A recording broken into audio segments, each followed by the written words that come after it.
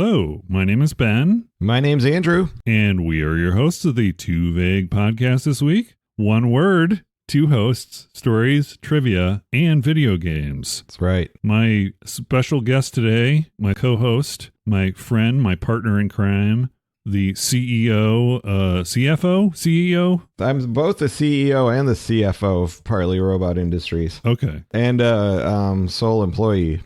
No, wait. There's no employees. I'm just the sole proprietor. Oh, okay. Better for taxes if I'm not an employee.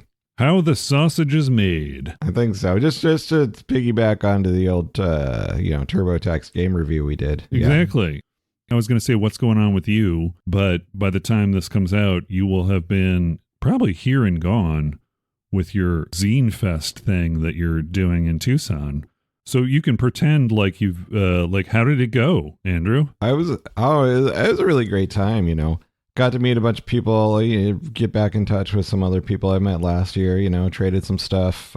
Right. Doing the networking, rubbing the elbows, building my empire. Some successful new merch items, Yeah, I wanted to thank you for that. I wanted to thank you for making those buttons. That's really cool. The buttons, it's pretty cool, yeah. Based on the equivocate episode. The equivocate episode, yeah. I had a thought to maybe put classic instead of just classic, insinuating that cup of whatever that was something else. But seeing as how we're both from the 80s, I think it makes sense. Yeah. And then I haven't yet dropped a t-shirt design based on that. Oh, okay. Well, we'll figure that out. I don't know if I should. We'll figure that out. We got to get the lawyers talking about that. Yeah. I put you in touch with a friend of mine, Jeff. Yeah. Who credits me for exposing him to mech games, by the way, because I had a Mech Warrior game that we played on my Commodore 64 and he was fascinated by it. Talk to you about doing merch stuff because he's been doing this for quite some time. He gave me a raft of information that I still have yet to look at really closely and figure it out, but it was super helpful. That's awesome. I'm hoping to get him on the show at some point. Well, this is kind of a funny story. There's a picture of us where he's wearing an Easter basket on his head for some reason, and I have this bowl head haircut kind of thing, which is definitely going to be the cover, I'm pretty sure. But this is a silly story where one time he and my brother were out skateboarding and Adam and I were, as you did in the 80s, Mom had to go somewhere on a small trip or something. So we were in charge of the house. Mm-hmm. Yeah. Oh, yeah. I remember that. Yeah. There was this girl, Jen, who was in high school. Was a girl person. Yeah. She kept on asking me for computer help. Right. Help with computers in computer class. I was like, you look like you know what a computer is. Yeah. What gave it away? The glasses or the Commodore 64 at home? But anyway, she came over and there was something, we were sitting on the couch and just her and I in the apartment, and something was happening. There was probably a kiss coming, and then Adam and Jeff come in the door and ruin everything. Oh, well, probably for the best. Probably. I don't know. Who knows? Usually I ruin those moments for myself. Yeah, usually I do too.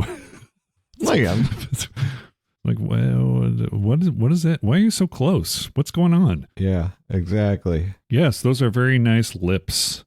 But anyway, so you got a lot of information. That's really cool. Yeah, no, it's cool. So I'll have to see if I want to reconfigure some of my merch avenues. Yeah, and here's the thing with my little hobby, if I can contribute to your bottom line at all, you being a good friend of mine, have at it, man. Because it's something that I just enjoy doing as a hobby. But if you can make a little money, make a little scratch, as they say, go ahead and do it. Yeah. My bottom line is really that what I do is I enjoy doing it, and that's why I like making stuff. Right. So, and that's the thing about the Zine Fest kind of stuff is there's just as much trading of stuff going on as selling, and so yeah, the last one I did, I honestly think I spent more money than I actually got stuff in trade, but I had a great time. And like the Blues Brothers when they posed as the good old boys.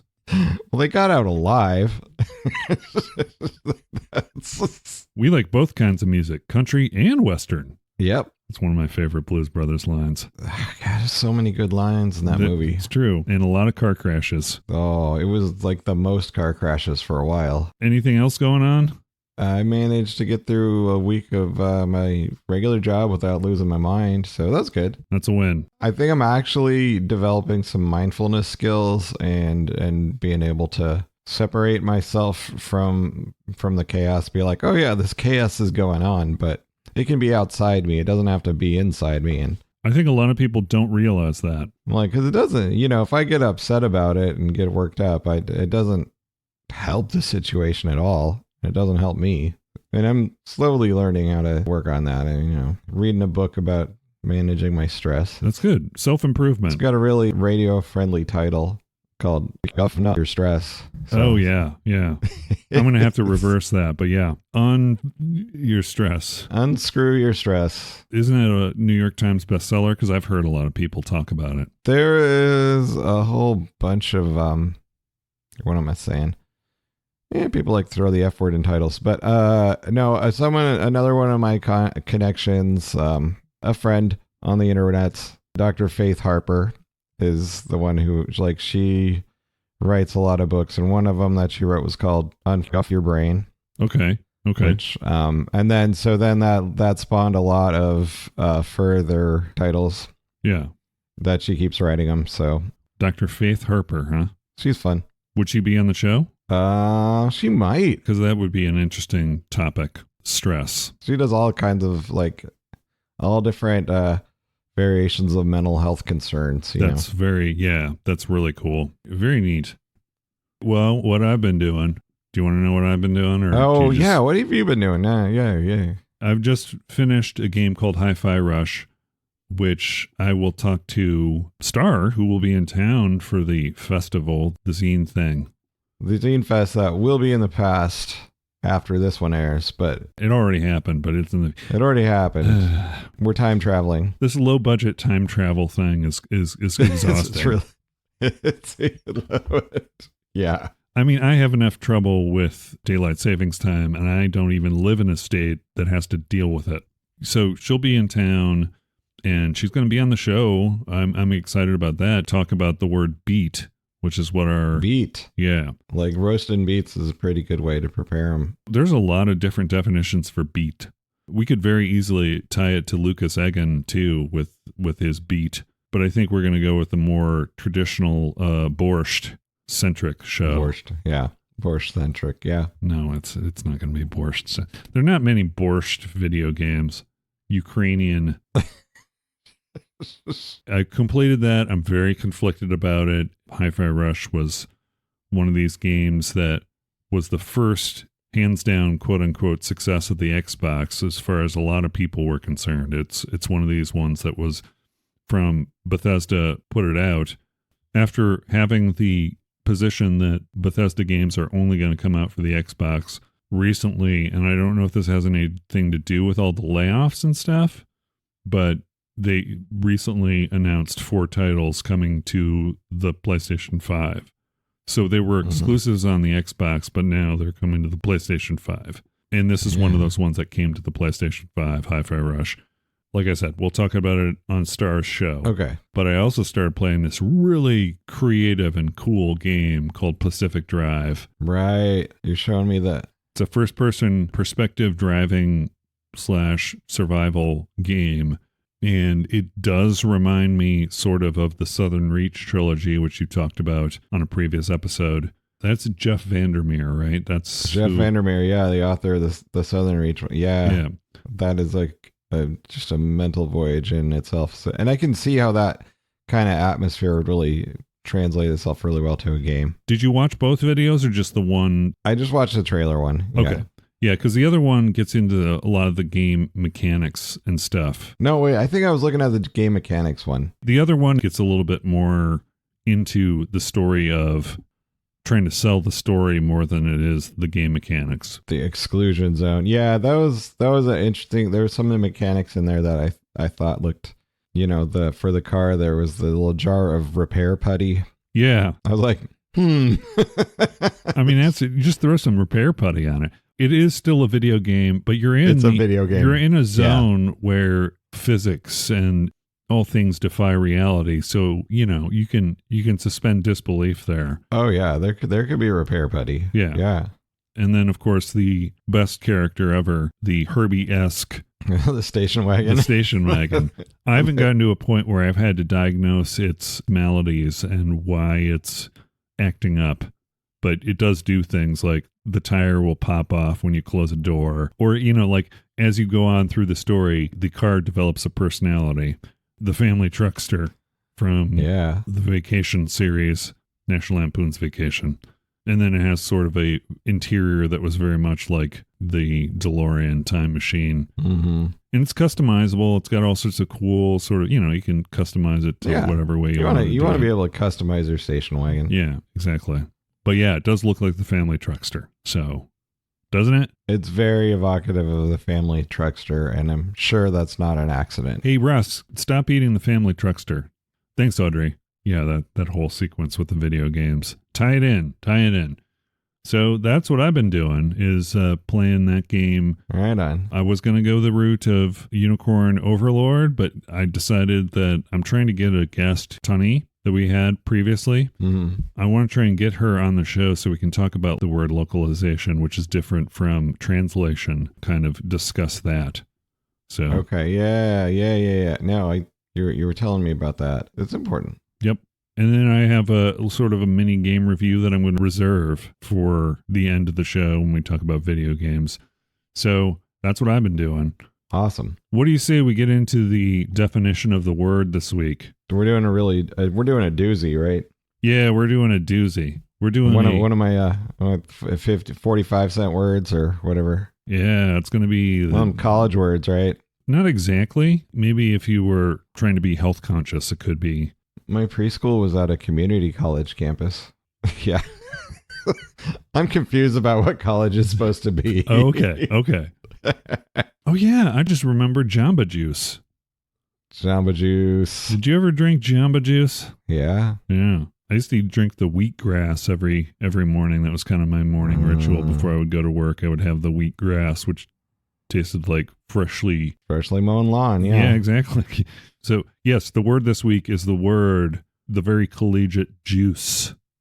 Juice. Oh, you know what? Before we get into juice really quick, we talked about the Magic 8-Ball on your last show. Oh, right. Yeah. The equivocation inherent in the Magic 8-Ball. Yeah. Did you run some stats on that? Well, I tried to. I need some help. Yeah. Because this is, I'm going to run down there are 20 answers. Yeah. So that would make it a dodecahedron? Icosahedron. Icosahedron. The dodecahedron has 12 faces. 20. Gotcha. It's still one of those platonic perfect solids. So made up of triangles, right? So this one's made up of equilateral triangles. So that's what makes it a perfect solid. Yeah. Yep. Don't be obtuse. Triangle humor. Anyway, so here are the answers. There are 20 answers on the Magic 8-Ball. So if you have a pencil handy, you might want to keep a tick sheet. Jesus. Well, I mean, I don't know. Just a tick sheet. Oh, I know. I'll do a tick sheet. Yeah. So I'll be like, you run it down and I'll be like, is that a waffly answer? And I'll tick. Okay. So here we go. This is kind of interesting too. There are 10 positive answers, 5 non-committal answers, which is what I would assume would be the equivocation ones, and then 5 negative answers. But I was reading through some of the positive answers, and some of those seem like they're equivocations, which is why I wanted you to do a tick sheet. Yeah. So here we go. We'll start with the first one. It is certain. The second one is, it is decidedly so. The third is, without a doubt. Yes, definitely. You may rely on it. See, I'm gonna give that a tick mark because you may rely on it. Exactly. It depends on the intonation, really. Yeah. It says you may rely on it. There's no comma in there, if that makes a difference. And then there's, as I see it, comma, yes. That is from a certain point of view. Get back to Ben Kenobi there. Yeah. And then we got most likely, outlook good. We've got yes. And then we have signs point to yes. Signs point all kinds of places. Yeah. These are probably, you can phone all these in, but reply hazy, try again, which is one of the favorite ones. Yeah. Especially when you get the same one multiple times in a row and you just curse the magic 8-ball. Come on. Here's another one. Ask again later. It's like, shut up. Ask again later. Yeah. Better not tell you now. But Cannot predict now. Concentrate and ask again. There are negatives. Don't count on it. My reply is no. My sources say no. Outlook not so good. And very doubtful. Mm-hmm. All right. Let's add up those ticks and see what sort of percentage we got. Oh, it's pretty bad. Yeah, I feel like there were only like 5 like firm, solid, this is what it is answers from the Magic 8-ball, I think. So we're talking 75% equivocation on the Magic 8-ball. 75% equivocation, or just sort of like, yeah, reply hazy, You may rely on it. What does that mean? You may rely on it.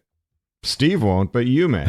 You know, like, I've met you. You're very gullible. You may rely on it. I don't know. Yeah, what's the Magic 8-ball saying? Yeah. So there's only a 25% chance you'll get a direct answer from the Magic 8-ball anyway. So that's probably not the best way to get answers. Or if what you're looking at is like, you know, using it as a tool to just give yourself the kick in the butt to do the thing you want to do anyway, then fine. Which I think most divination tools, that's how they work. They just like... That's true. Help you just sort of say, you know, you like either you agree with it or you don't agree with your thing. And then that makes you feel more solid in your decision. Yeah.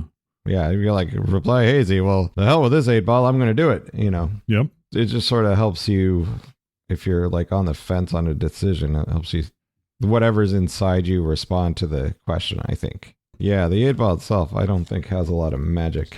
Aside that, which we assign to it ourselves. Invented in 1946 by Albert C. Carter and Abe Bookman, currently manufactured by Mattel, possibly inspired by the gag in the 1943 Stooges film You Nazi Spy.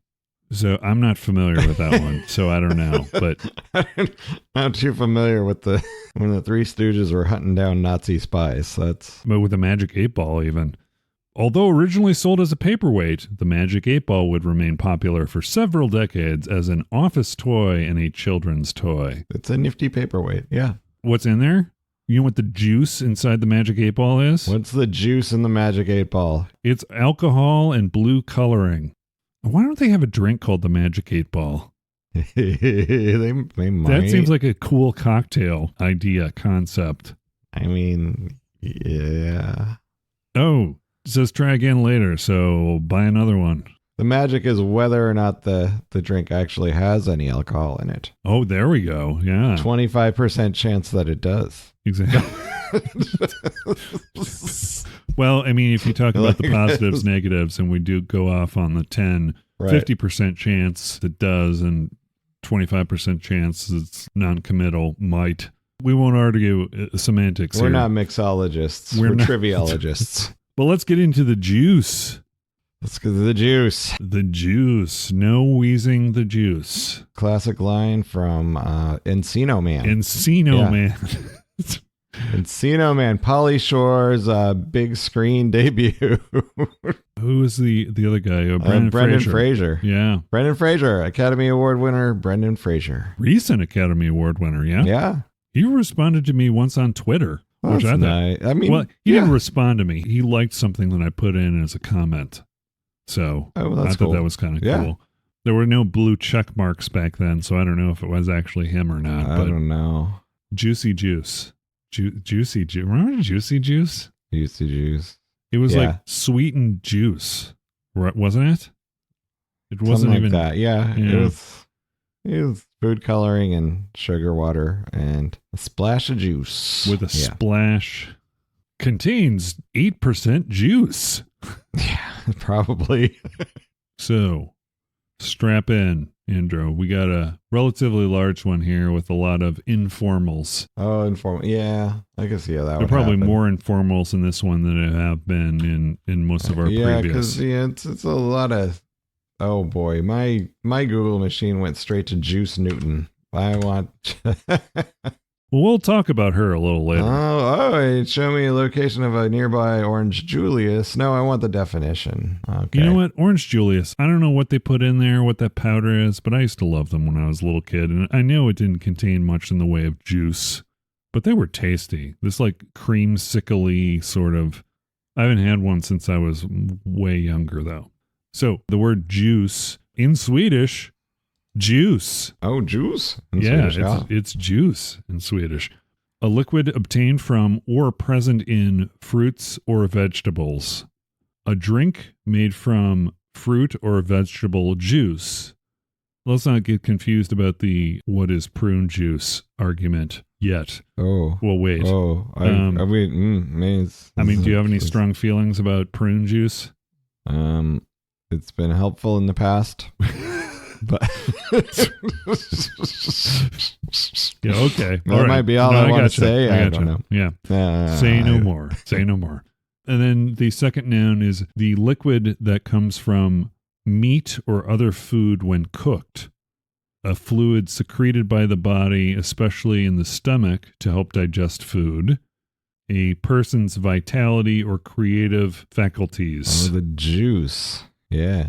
That sounds more like an informal, but maybe it's not. I mean, it's a idiomatic, you know. Oh yeah. I see. Why isn't that in the informal? Because then I see there's an informal category. Yeah, there are lots of informals here. So we've got, going down the list, electric energy. We've got gasoline, influence or power, especially in a political or business context. Yeah. We've got alcoholic drink. We've got anabolic steroids. That's right. The player's juicing up, yeah. Yeah. And then we've got a liquid containing nicotine and flavoring that is used for vaping devices. Oh, vape juice. Yeah. Oh, man. Okay. Here comes the 21st century with the crazy kids today and their vaping. The kids like, yeah, we used to have Kool-Aid. Now it's vape juice. We just put poison in Kool-Aid back in the day. Well, okay, we didn't. One guy did. And it was Flavor Aid. It wasn't actually Kool-Aid anyway. Yeah. Generic version. So it was similar to the Tylenol scare in the Chicago area? Or was it? I remember the Tylenol scare. No, the drink the Kool-Aid thing. It was the People's Temple down there in Guyana. Reverend James Jones. Gotcha. They did a oopsie and killed a congressman. And they're like, well, we all need to... Everybody needs to drink this special juice because the army's going to come for us. I don't know what they're thinking, but that was a dark time back then. Oh, yeah. How do we get out of the 70s alive? I don't know. But anyway, so we get the verb, which is basically the verb portion of the noun, which is to extract the juice from fruits or vegetables, like you're juicing an orange. Yes. Oh, yeah. And then also, again, informal, taking anabolic steroids or other performance-enhancing drugs is juicing. So you've got the juice, which is the steroids, and you've got juicing, which is using that. Phrases. I don't think I've ever used this phrase before, but it says, juice up, liven something up. I'm going to juice it up. Yeah. Give it a little. Because we're going to use it now. Juice it up. Let's juice up this show. A friend needed help juicing up the fashion show. You know what I don't see here is C. Orenthal James Simpson. No. Oh, yeah. No, sorry. Too soon. I'm sorry. I don't know. Is it? Too soon. It's too soon to talk about OJ. If the juice doesn't fit, you must acquit. If it wasn't for that trial, we wouldn't know what a Kardashian is. This is true. But also, he was an amazing football player. I mean, let's just say it. Also, he was Nordberg in the police squad. Naked Gun. The Naked Gun. Yeah, Yes. police. Yeah. Heroin, Frank. I'm going to need a little bit of time for that. But anyway, so the use of the word juice over time, peaks and valleys from the 1800s all the way to now, but it's... I don't understand that. Like after 1950, people didn't want to talk about juice for a while. No. And then all of a sudden. And then in 2000, we're like, okay with juice. I don't understand this graph. Well, also, you had the 50s. You had a peak in the 50s, and then you had your trough there. It probably bottomed out in the 1970s. That's what we're talking about. Probably because of juice cleanses. Because they invented Tang. Yeah, maybe that's Tang. You remember Tang? Space juice. The drink the astronauts took to the moon. Exactly. No scurvy on the moon, I'll tell you. Should have left it there. I don't know. No, I liked Tang. Did you? I did. When I was a kid, I liked it. But I would mix it up extra strong. Because you could do that, right? Yeah. I just liked regular juice. Like Tropicana with just a little bit of pulp in it, I think they received complaints that there wasn't any pulp at some point. Because Tropicana used to have no pulp in it. Or at least I seem to remember that. And then your other pulpy orange juices came along. And that's a weird thing. Some people want the pulp in the orange juice and some people don't. And right. I feel maybe that's a whole different episode.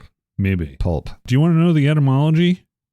The etymology of juice? Yeah. Tell me where that comes from. Latin through Old French. So Middle English via Old French from Latin juice, which is broth or vegetable juice, which I guess is sort of the au jus. Au jus. Oui. Au jus. Is that how you say? Au jus. Au jus. Au jus. Yeah. It's is that jus. With juice? Yeah, with the juice. Yeah. Okay. I like a good au jus with a French dip. Maybe. Yeah. Meat juice. Meat juice. Yep. We went to a French restaurant last night. Was it totally French or it was in Portland, but Okay. Was it a bistro? No, it was a restaurant. Oh, okay. Restaurant. But I had some very rich food. Yeah. Yeah. Lots of jus. Spare not the jus. Did you have any escargot? No, we didn't. We decided not to. No, it wasn't on the menu there at that place. Okay. Because I love escargot. Escargot. I never had escargot. Oh. When I was a little kid, my parents thought they needed to culture me. Well, I mean, I guess. But my parents used to go to this French restaurant, and I think it was like the first or second time I went there. I don't remember going, right? But I think it was like 2 or 3. And my father had a problem with my mother letting me wander around the French restaurant talking to people. So, I mean, but that's what we did at the time. Yeah, that's the thing. The families would go to a restaurant, the kids would just wander around. It was more because he didn't want to bother the patrons. I think that was more the problem. But all the patrons liked the little kid in the French restaurant saying hi to them, so it was okay, right? Yeah. Oh, yeah, it was called Judds. That was the name of the restaurant. It was on the top of a building, and it had like a retractable roof. So it was like open air, but it was really very popular back in the early 70s. Yeah, we keep going back to the 70s, yeah. And the weird lack of juice. But that's because all the French restaurants cornered the market and jus. Jus. That's what happened. So one of the things I had there that I loved was escargot, which is snails, garlic butter, and we had a kindergarten activity where everyone told the class what their favorite food was, put it on a list, and discuss it. And mine was escargot, and it's like, what's escargot? And it's snails. And how different is it from like oyster shooters? Well, it's not raw. Yeah, it's not like you're waiting for them to come out in the rain and then eating them. You know what I mean? Yeah. Did you ever have... Oh, you lived in Arizona your entire life, so you never had snails come out in the rain. Well, no, we did actually. Oh, okay. There's some spots where like they're not very big, but they're little snails with like the conical shells. Like, right. There are certain spots where it was damp enough that they would come out and like cover a wall. It would just be like they would appear, and it'd be like, wow, where the hell were they? That shell's kind of big. I live in slug country now, so. Slug country. Who doesn't like slugs? You know, Are you prejudiced against slugs? they're a little more juicy than I. They don't have the nice crunchy shell. You can't interact with them without coming direct contact with slug juice. And juicy, like we talked about off air at one point in time, okay for fruit, not okay for diapers. No. Oh boy, there was one this morning. Oh, yeah. Yeah, I forgot to mention that. And what I'm up to is the diapers. We'll just say it was a direct to bathtub situation. DTB. Direct to bath. It was like we got another DTB here. Start running the water. No snails were harmed. No snails. No. Or slugs. So yeah, you don't want the juicy diaper. Right. That is juice. That's juice. That is. What else can we talk about juice? What do you think of when you think of the word juice?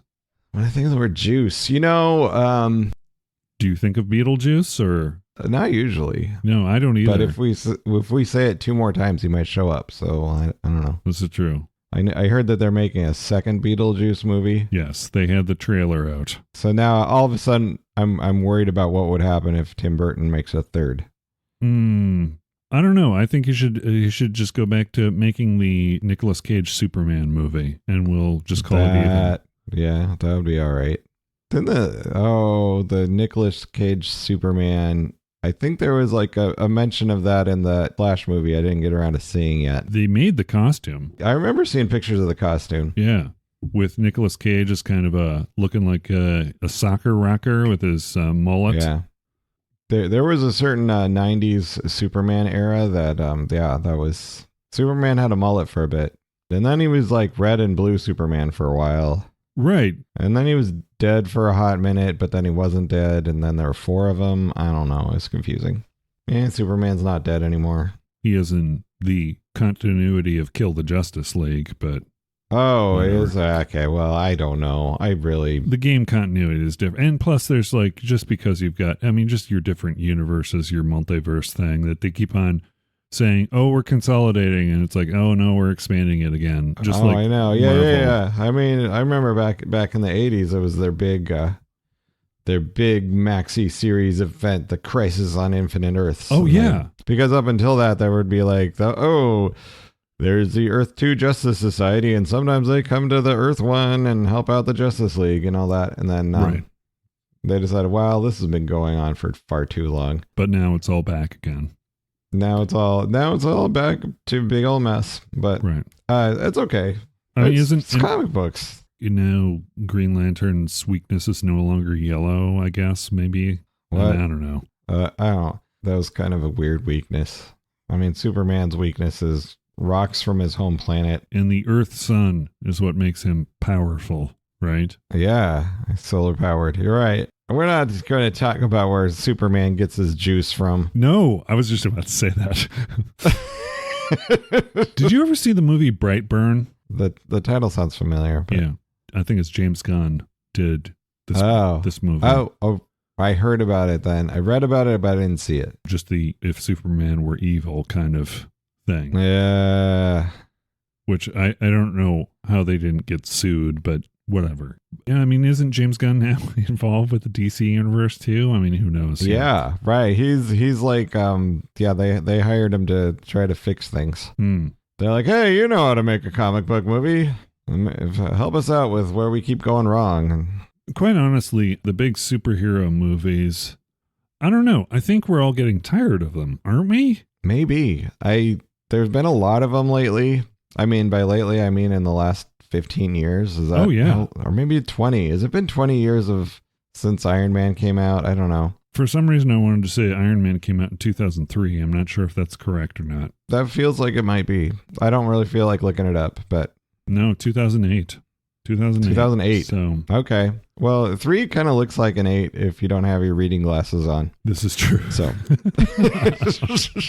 And you squint. Which, by the way, perfect casting, perfect directing.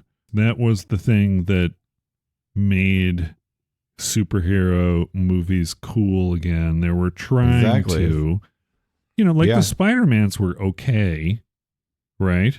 The Sony Spider-Mans. The Sam Raimi ones. Yeah. They were okay. They were, people really loved it. Even my stepmom loved it, which is weird because she's not a superhero movie person. So they love Robert Downey Jr. Yep. Jon Favreau. He's a good That's director. who it is. Jon Favreau. It's interesting. I liked how he made a couple Iron Man movies, and then he's like, I'm gonna make a really small budget movie about a guy who's a chef and wants to have a food truck, and he just makes Cubano sandwiches. Actually, that was a good. Sick. It was a good one, but it was like a story within the story, because he's like I've been doing these big Hollywood superhero movies, and I want to do something small and for me now. And I was like, oh, he's like it's his own story. And John Leguizamo's hanging out with him, and they're making sandwiches. It was great. I mean, I was pleasantly surprised by that movie. It's not like one of my top favorite movies, Chef, but it's good. It's solid, simple. It's one of my 2 favorite food truck movies. What's your other favorite food truck movie? The Van with Colm Meaney. Chief O'Brien. Yeah, no, I remember him. I remember him on Con Air. Ooh, getting back to Nicolas Cage. Oh, wait, I also remember him. He was also in Die Hard 2. He was the pilot. Was it? Oh. He died. He crashed the plane. Oh, man. Yeah, wasn't really his fault. It was the fault of death from Bill and Ted Go to Hell. That's who that was. The Bogus Journey, yeah. Yeah. The guy was death. Go to Hell was the working title, but then they made him change it for... Right. But do you think the whole superhero thing is going to run out of juice sometime shortly? Because it just seems The Marvels was kind of this movie that people said was horrible. I thought it was pretty good. I mean, I liked it. Yeah, I liked The Marvels. But people don't like it when there's a movie that, the dudes aren't the main thing in it, Yeah, I don't want to. They're like, but there's like 3 women that are the main characters. But I liked it. Yeah, I thought it was good too. It was good. I mean, it was, we can have movies like that. But also, I do think the superhero movies have gotten, they've gotten to a point where it's like, okay, you can make superhero movies like this and you keep doing it. And, well, you're good at it now. Okay. Yeah. But they're not really doing much with them anymore. So it's a couple hours of having fun. And I think that's what they're supposed to be, but Right. But I mean, there's sort of a double standard. I saw the trailer for the new Fall Guy movie. Okay. That's interesting. It's the guy from the Barbie movie and the lady from the Oppenheimer movie. They get together and make a reboot of the Fall Guy. Ryan Gosling and Emily Blunt. Ryan Gosling plays Colt Seaver and Emily Blunt is Jodie, but it's a different last name. And I think they kind of got rid of Howie and traded him up for someone cooler. But I'm like, I'll watch a Fall Guy movie just because I really hope in the end credits they play the old song. I could do, but I've been seen with Farrah. Yeah, that's the one. And we won't get marked for anything because no one knows the song to Fall Guy other than us. But because I'm the unknown stuntman. Because that was actually sung by him, right? Sung by Lee Majors. Lee Majors, yeah. He was no longer bionic, but he was still cool. Yeah, we were talking a little bit about how the Beetlejuice. The Beetlejuice, There's 2 times. I don't know. I mean, how much of a window do you have with that? I was saying his name 3 times. Yeah. I mean, I think you have to say it consecutively within a period of time. If you give it some time, you're okay. You're safe. Yeah. It's not like when I say Winona, and then Winona Ryder appears, and that's a different wait story, a second. Right? No, it's the ghost of Winona Judd. No, it looks like she's still around. No, but I think she was really sick or something. Yeah. If she's still around, then that's good for her. We're glad you're not dead. Yes. No ghosts. One of my favorite Judds. Yeah. Yeah.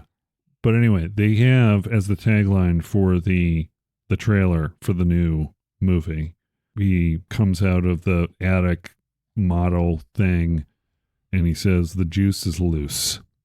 Uh-huh. Yes. The juice is loose. Yeah. Are you familiar with where that came from? though, as far as an advertising slogan. The juice is loose. Yeah. Oh, I remember seeing the ad. Somebody made the cable TV made the bad joke about the juice is loose at the time. Right. Yeah, this is one of those things where it's like people can't quite identify where they know it was an advertising slogan. Yeah. It is from Starburst. Starburst, that's right. Yep. Yeah. Starburst, the juice is loose. Yeah. Originally known as Opal Fruits. That was probably the British name, right? Fruit flavored soft taffy candy manufactured by the Wrigley Company, which subsidiary of Mars Incorporated. Introduced in the UK in 1960. Can you guess what the regular flavors were in the UK in the 1960s? In the UK, there was quince. There was, no, I don't know. Black currant. Black currant. Black currant was one of the flavors. Flavors spelled with a V-O-U-R-S. Flavors. Mm-hmm. Yeah. You had black currant, lemon, lime, orange, and strawberry. That was the flavor array for the UK when it was released there. But it was branded Opal Fruits by Peter Phillips, known as Peter Pfeffer at the time. In their factory in Stowe, Berkshire, the 4 original flavors, strawberry, lemon, orange, and lime, were introduced in the United States in 1967 as M&M's, Fruit Chews, and later as Starbursts. So they don't know where the Starburst came from, which is interesting. Maybe it was Space Race related because it was 1967, so they thought star stuff, right? Starburst. Maybe. Yeah, that's, yep. My money's on that. That should be a Magic 8-Ball reply. My money's on that. Yeah, and about that black currant flavor, they combined lemon and a lime to make room for the black currant flavor.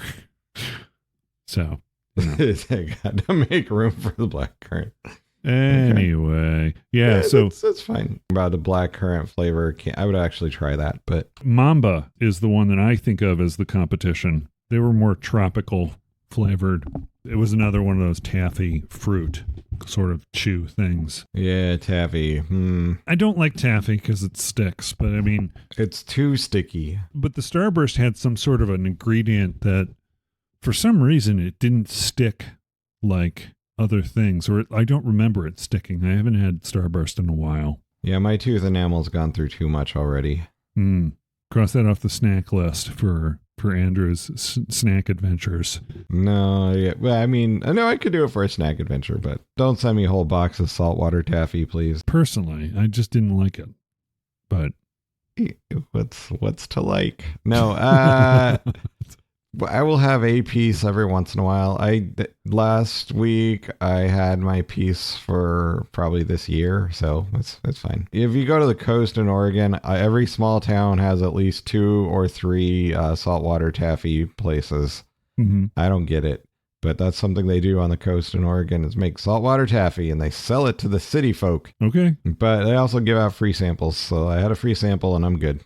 Well, I mean, that's convenient. You don't have to pay. You just go there for your free sample and you're good for the year. That's it. I just drive out to Cannon Beach, get my 1 piece of taffy and drive back. Yeah. You're good for the year. Yep.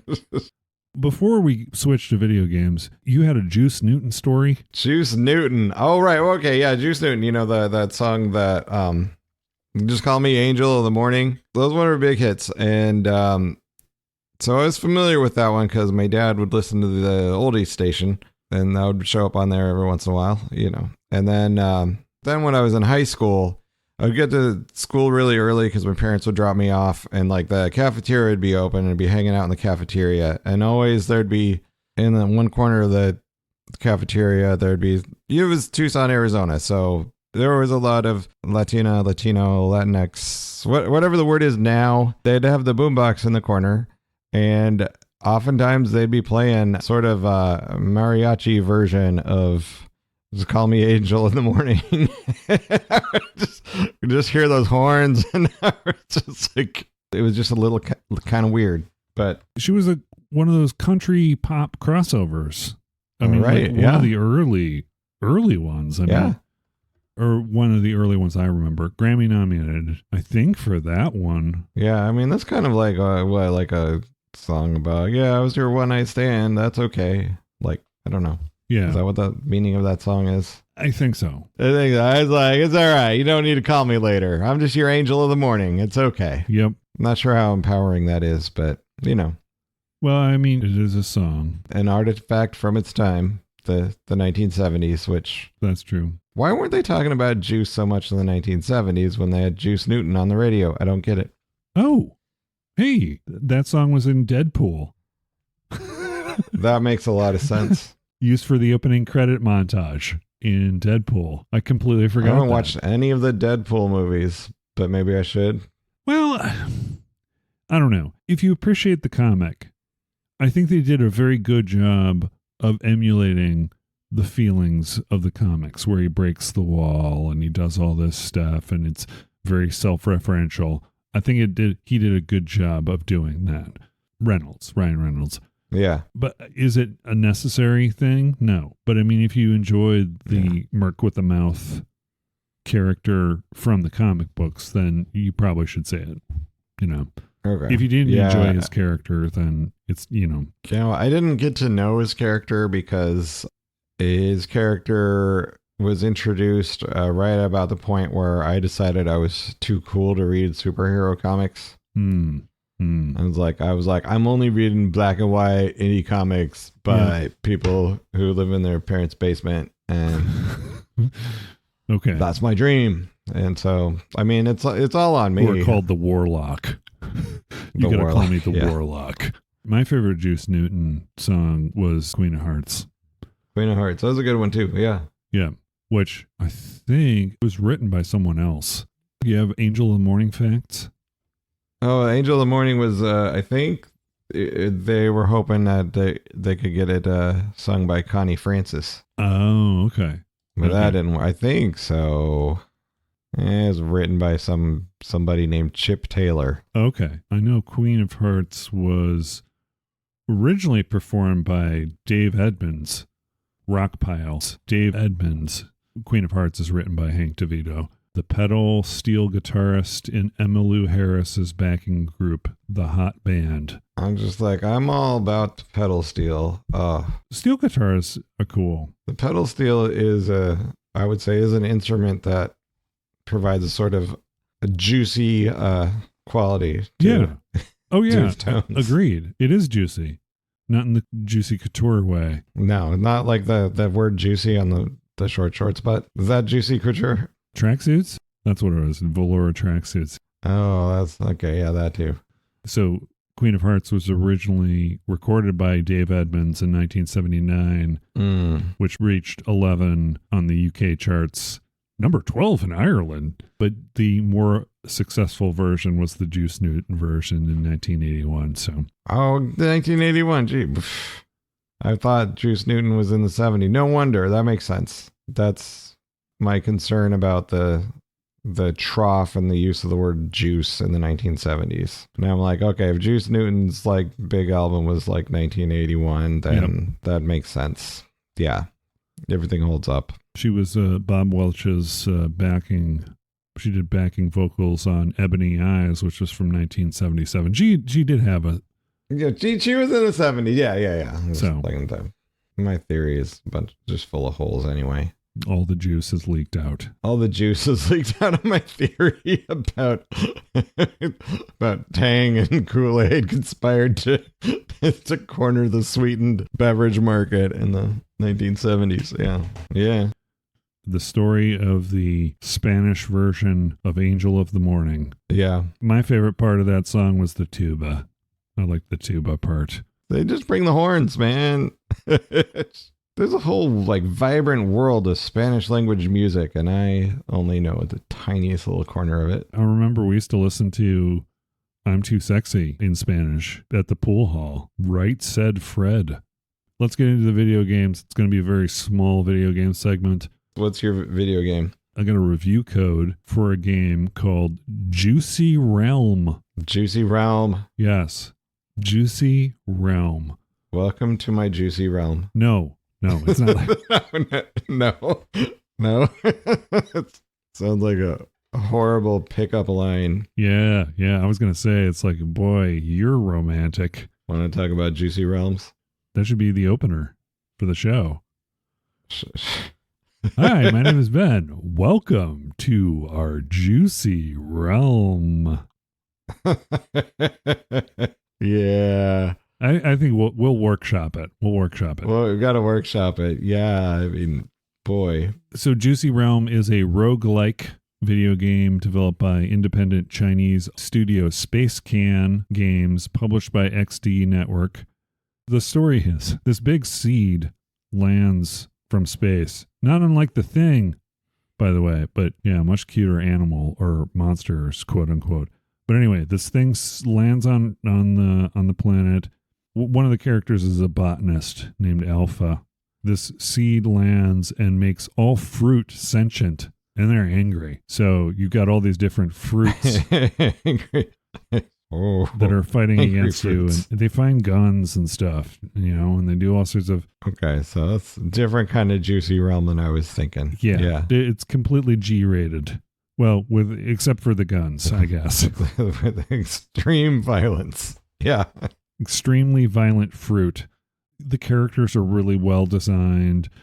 As far as, fruit. I mean, it's like silly little fruit. Like there's one that's like a pomegranate. Once it dies, its seeds pop out and turn into little explosives that you got to make sure you don't run into. Yeah. They've got blueberries, raspberries, and watermelons, and all sorts of lower level and boss level enemies that are all fruit monsters that you have to fight. It's a twin stick shooter like Robotron, if I were to say an arcade game. Oh, right. Robotron. Yeah. 2 joysticks. One's your mover. One's your shooter. Correct. You start with 4 characters that are unlocked automatically. You choose one of those 4 characters. Essentially, the gameplay loop is you go through the 4 biomes, defeat the 4 boss monsters. You face the final boss monster, which is this snake that's guarding the seed, and then you can destroy the seed and turn all the fruit back into fruit. Once you destroy the seed. Yeah, because, people need their fiber. Yeah, what are they going to eat if they can't eat fruit? If the fruit are like sentient and trying to kill us, it's... Oof. Avocado is a fruit, yeah? Yeah, I think... Because they do have avocados in there. The avocados are funny, too, because what they do is they're basically cut in half avocados. They're pissed. They're little pits or bombs that they shoot out at you. Yeah. No. They just did such a good job with making all the fruit monsters. That was really cute. I sent you screenshots, right? So you see, it's very much like a Sunday morning cartoon kind of style. The funny papers, kind of the Sunday funny papers kind of thing. Oh, yeah. Where it's like that kind of style. Okay, yeah, I see. Yeah. Tyrell Hahn and comic book artist, both longtime gamers. Bebo X did the artwork and the music. And the music is actually really good too. It's very catchy. It's very arcadey feeling, the whole game. And this is the studio's first game for PCs and consoles. It won some awards at some indie play game festivals. But when it came out originally, it wasn't as diverse and it wasn't as balanced as people on Steam liked. So it didn't get great rankings. It originally was released in 2018. But the review code that I was provided by Team Critical Hit is the name of the PR firm. They invited me to have a review code for the PlayStation 5, which I thought I wasn't going to get. But it's not a PlayStation 5 level game. It's not anything that requires a PlayStation 5 to enjoy. In fact, it was on sale and I bought it for my Mac. So I've been playing it both on the Mac and on the PlayStation 5. Both play very well. It's very arcadey feeling. The version that I'm playing is like after they've had 3 updates and upgrades. So now they've upgraded the cast of characters, the number of weapons, and it seems like they've struck a good balance with this update, whereas some people who reviewed it early on when it first came out compared it to some of the other roguelike games, and it was kind of lacking in comparison. And this one has really unique weapons too. Each of your 4 characters that you start out with a base weapon for that character and a base power, which is their superpower. Like the one that I talked about, Alpha, who's the botanist, and he's got a little flower growing out of his head. For some reason, his power, he throws down these little pea shooter animal things that will, for a limited amount of time, shoot in addition to yourself.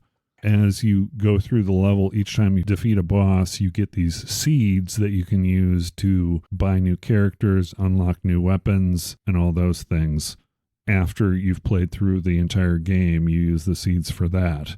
And I think there are 12 different characters you can select now once you unlock them. The weapons, I think there are about 80 different weapons, and they are very strange weapons, some of them. And that's one of the things I compliment this game design for doing, is experimenting with some of them. They may not be balanced very well as far as all of them. There are going to be your favorite weapons that you use all the time if you can find them. But there's one that's like firecrackers. You don't throw firecrackers. It's like a chain of Chinese firecrackers where you just drop them. Okay. And then they're kind of on a fuse. So you just run around and leave them behind you. And then when the different fruit cross the path, they explode, right? But then there are also like laser guns and other melee weapons. There's one that's a stick of berries, which is weird because it's kind of a part melee weapon, part shooting weapon, because 2 berries pop out from the end. Yeah. As you play through each biome, a forest biome, a desert biome, an ice biome, a cave biome, and then you fight the big boss at the end of that. Each biome has one of 2 boss enemies that will appear that you fight at the end of that. They're kind of randomized. As you go through your little grid-like map, square to square, which is also randomly generated, there'll be rooms that you just fight enemies, but there will also be rooms where you can buy pets. You can rescue someone. There'll be enemies that you have to fight when you rescue this person, but as a reward, you'll get something from them. There'll be weapon vendors. There'll be places where there are secrets. It's just a really kind of good mix of roguelite elements. So I enjoyed myself a lot with this. It's definitely worth checking out. And like I said, I bought it for the Mac on sale for $5. And for $5, nice. You can't beat it. $5. I mean, even the normal price of $10, I've gotten a good 20 plus hours out of it when I've been at the coffee shop, and I should be editing the show. You should be editing the show. Yeah, I've been playing it for research. It's $5. Less than the cost of a cup of coffee. Less, or a tax return. For less than the cost of a I don't know if there's a necessity, or if it's necessary to do how much per dollar, like dollars per hour. Oh, no, don't do that. That's getting too far in the weeds. It's really fun. The characters are amazing as far as the character designs, really well done. Let me just quickly do the ups and downs, and then we can close the show. Right. Ups, it's got 2-player co-op, so you can have 2 players play with each other. You can have 2. Then you got 4 sticks involved. Yeah. Yeah. No. Yeah, you 4 sticks, 4 joysticks. No, actually. 2 players, 4 sticks. No cups. So you can play local co-op, which is cool. The next up is amazingly goofy Sunday funny paper cartoon graphics with a wide variety of creative weapons. The next up is after clearing the game for the first time, so you go through the whole game, you unlock these difficulty modifier things that you can add to make the game more challenging. You don't have to, but when you do add these modifiers that make the game more challenging, like let's say, for example, one of the things that it would add is when you kill an enemy, they'll explode. So you have to stay away from them as they're dying. Or when they die, they leave a pool of poison. So, there's that. Or enemies will go faster than normal or have more hit points than normal. I mean, those things they unlock each time you try and go through it. They'll give you these modifiers. They do it 3 at a time, except the last one where they give you another 4. So if the benefit of going through the game with these modifiers is you get more seeds. There's a multiplier associated with the many of the ones that you activate. So these modifiers that make it more difficult will give you more seeds, which means you don't have to play through it as many times to buy your weapons and unlock your characters. So, and then the 3 downs, no option for online co-op, which probably was out of the scope of the original game. It's an indie, right? Right. Another down is there's some minor UI anomalies that do exist that make selecting one of the things you do in between levels and you can find in a level is these weapon modifiers that will give you added bonuses to your weapon, either improve the accuracy or improve the strength of the weapon or do certain debuffs for enemies like slow them down or whatever. There are some problems that I've seen with both the Mac and the PlayStation 5 where sometimes it will noodle with the selection. So I haven't figured out exactly the steps to recreate it, but I've had that problem where it will skip over segments where you select things. So there are some minor bugs. Finally, it's not balanced weapon and character balance. I mean, there's clearly one character that is the best character. For me, I would have liked a little bit more balance of weapons, but it did pretty well, all things considered. So I definitely do recommend it. So if you like those types of games, if you like games similar to Hades, there wasn't really a story behind it other than just the premise, but I don't know if you need a deep story about your characters. I mean, it's funny papers stuff. It's I've seen there's like some fan art out there, so I think there's enough to the characters that people are grabbing onto it and maybe creating their own little backstories. And sometimes that's part of the thing is creating the world yourself, right? You just need the characters. That is all. So you're going to go out and buy it right away, aren't you? No, you're probably I'm going to buy it right away for less than the cost of a cup of coffee. Yep. Save the children and enter a juicy realm. Juicy. We're talking about merch earlier, right? Right. Kind of going off the juicy couture thing. Mm-hmm. I mean, maybe we should do a version that is a velour jumpsuit or tracksuit pants that have too vague on the butt cheeks. Maybe it's coming back. I mean, it's been 20 years. It might come back. You never know. I mean, we'll see. Yeah. Maybe TeePublic has the option for velour tracksuits. I'll look into it. I'll look into it more. I'll look into it. Somebody's got to be doing custom embroidery on velour tracksuits, especially on the butt cheeks. On the butt cheeks, the best real estate. It's the only place where it would make sense. Yeah, exactly. Down the pant leg. Who wants to read sideways? Not me. No. You got to twist your head, get the thing in your neck. Yeah. Andrew, any final comments on the word or anything you want to say to close out the Juice show? Doing the word juice is giving me juice. I feel the creative juice is coming on, and I'm gonna go design some velour tracksuit merch. I'm inspired. Yeah. Maybe a nice pair that says Booger Bear on the butt cheeks. Oh, Booger Bear. Yeah, that'll sell. Yeah, there's a market for that. Yeah. Booger Bear Brown. I'm going to stick with the buttons for now, and then I'll branch out. I don't know. I might throw up a too vague design to look. I haven't tried a too vague design on the TeePublic. We can work out a licensing deal. We'll figure it out. Yeah. I'll make sure. I'll treat you right. Okay, cool. Yeah, once I'm making more than like $253 a year doing this, we'll we'll talk royalties. Yeah. We'll talk royalties. We'll talk royalties. Yeah. I'll get you 25 cents a t-shirt. My final words is, Vitamix. I don't know why all of a sudden I want to... I want a smoothie now. Yeah. Yeah, exactly. I want a smoothie. We're going to Jamba Juice. I think I may get a smoothie afterwards here. I don't know how many smoothie places are open this late, but I'm going to do my best. It's kind of pushing it, yeah. Anyway, thank you for joining us, audience, on this week's episode of the Too Vague Podcast. My name is Ben. My name's Andrew. And we've been your hosts. Have a wonderful night.